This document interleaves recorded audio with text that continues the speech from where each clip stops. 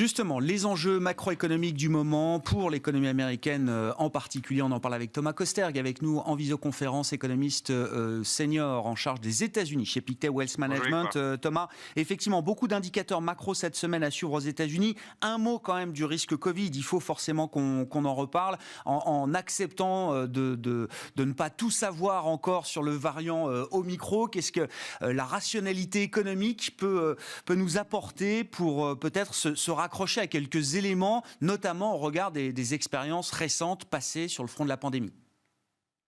Tout à fait, il y a vraiment trois dimensions à regarder selon nous. La première, c'est évidemment la réaction politique en termes de restrictions sociales et donc économiques. On sent quand même que les sociétés européennes et américaines voilà, ont appris à vivre quelque part avec le virus. Il y a un peu moins d'appétit politique pour fermer les économies. Donc ça, c'est le point numéro un.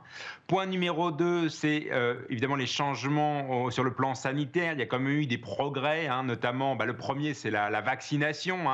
On sent quand même que la vaccination a beaucoup ralenti les problèmes au niveau des hôpitaux et les accès en soins intensifs. Donc ça, c'est quand même une grosse considération. Il y a aussi potentiellement de l'espoir par rapport à des traitements, des pilules notamment. Alors les pilules qui pourraient être davantage disponibles aux États-Unis qu'en Europe, mais bon, là, voilà, encore une fois, il y a du progrès sur ce plan-là. Et le troisième plan, évidemment, c'est le plan de la réaction budgétaire à ce potentiel choc économique. On a vu ces 2 dernières années que les gouvernements ouvrent les vannes de façon assez forte, et même là, nos sujets, c'est les entreprises. Les entreprises ont beaucoup de liquidités, elles vont bien et elles ont finalement, quelque part, un peu profité de toutes ces liquidités budgétaires et monétaires mises en place pour contrecarrer ce virus. Donc bref, ces 3 dimensions font que le choc du variant Omicron appelle un peu plus de granularité dans l'impact macroéconomique. Et mon message est peut-être, pour l'instant, alors voyons comment ça évolue, mais voilà, ne paniquons pas. Oui, d'autant que force est de constater que la situation économique aux États-Unis va bien et même très bien après le trou d'air du 3e trimestre. Et on voit notamment que le consommateur américain reste ce qu'il a été, c'est-à-dire avec un appétit de consommation toujours très très fort. Je ne sais pas quelles sont les anecdotes, les évidences là qui remontent peut-être du terrain après le Black Friday, en ce jour de Cyber Monday aux États-Unis. Est-ce que vous trouvez que cette période de consommation importante est satisfaisante sur le plan des chiffres jusqu'à présent, Thomas? Oui, comme vous le savez, il y a des chiffres haute fréquence que j'aime bien regarder. C'est la consommation d'essence aux États-Unis. On voit qu'on est à peu près sur les mêmes niveaux qu'en 2019, d'ailleurs, 2019-2018, donc avant la pandémie, en termes de ça, la consommation hebdomadaire d'essence. Donc ça, c'est une très bonne nouvelle. Je regarde aussi les passagers dans les aéroports américains. On est à 2 millions de passagers par jour. Alors certes, on est encore en deçà des niveaux pré-coronavirus, à peu près de 16 Pourquoi? C'est surtout en fait les vols transatlantiques, les vols étrangers qui sont en baisse. Mais les Américains continuent de voyager en masse à l'intérieur des États-Unis. Donc ça, c'est une bonne nouvelle. Et puis on a les chiffres privés au niveau des ventes en ligne. Bon, on se rend compte que sur la journée de Thanksgiving et du Black Friday, on est plus ou moins sur les mêmes chiffres que l'an dernier sur les ventes en ligne. Et aujourd'hui, on a le fameux Cyber Monday, qui est le chiffre le jour où il y a le plus de ventes en ligne. Donc il faudra surveiller ce chiffre aujourd'hui. Mais on a quand même de ce qui ressort des premières tendances, c'est une consommation américaine qui se porte globalement bien. Bon, et pour les consommateurs américains qui ont la chance de participer au marché du travail, là aussi, la situation est rock solide. On aura le rapport mensuel sur l'emploi aux États-Unis ce vendredi. Le précédent rapport du mois d'octobre avait apporté beaucoup d'éléments de réassurance, après quelques inquiétudes, encore une fois, sur l'affaiblissement peut-être en termes de dynamique de création d'emplois. On attend encore des chiffres à plus de 500 000, je crois, création d'emplois pour le mois de novembre aux États-Unis, Thomas. Oui, tout à fait, avec un marché du travail qui est finalement à une faiblesse plus structurelle que cyclique. Le marché américain va bien.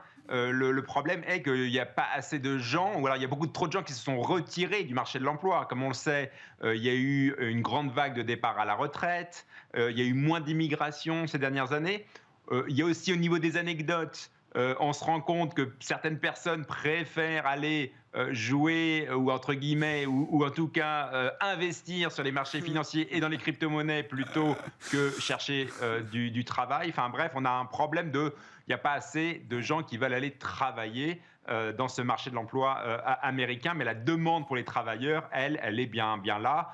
Et d'ailleurs, ce qu'il faudra surveiller vendredi, c'est vraiment les salaires. Hein. Les salaires sont attendus en hausse de 5% en glissement annuel, et on sent bien qu'il y a quand même une certaine tension sous-jacente dans ce marché de l'emploi. Bon, et ça veut dire qu'au-delà du bruit important que fait la pandémie et que continue de faire la pandémie, Thomas, le sujet reste quand même celui de la tension sur le marché du travail aux États-Unis, de l'inflation salariale. Tous ces chiffres seront publiés ce vendredi et montrent que la discussion en matière de politique monétaire reste entière de ce point de vue-là. Prochaine réunion de la Fed, 14 et 15 décembre.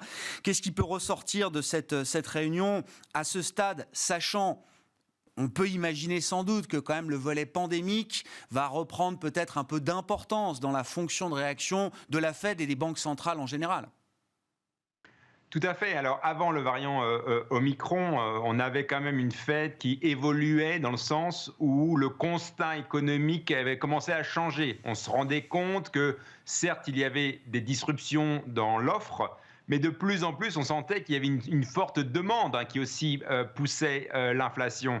Or, qui dit forte demande et une inflation tirée par la demande dit que là, la Fed doit réagir.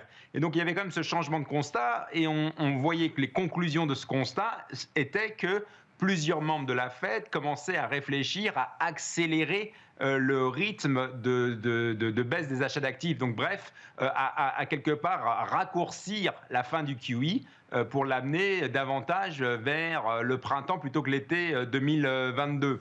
Ça, c'était avant Omicron. Maintenant, avec Omicron, je pense que voilà, on va peut-être avoir un peu plus de patience, mais la vue d'ensemble, à mon avis, ne change pas. On a quand même une Fed qui se rend de plus en plus compte qu'il y a des tensions, des vraies tensions sur le marché de l'emploi, avec des potentielles demandes salariales qui sont en hausse, et aussi une inflation qui est non pas seulement tirée par les problèmes d'offres, mais aussi où il y a un facteur demande à potentiellement devoir adresser avec un resserrement monétaire. À ce stade, effectivement, la big picture, la toile de fond, la vue d'ensemble n'est pas remise en cause. On suivra bien sûr avec beaucoup de vigilance l'évolution sur le front de la pandémie dans les prochains jours et les prochaines semaines. Merci beaucoup Thomas. Thomas Kosterg avec nous chaque lundi depuis la Suisse chez Pictet Wealth Management, économiste senior en charge de suivre les États-Unis. Voilà pour cette édition Smart Bourse de la mi-journée. Rebond en cours sur les indices actions en Europe qui sera suivi sans doute à Wall Street en début d'après-midi. Et nous on se retrouve à 17h en direct sur Bismart.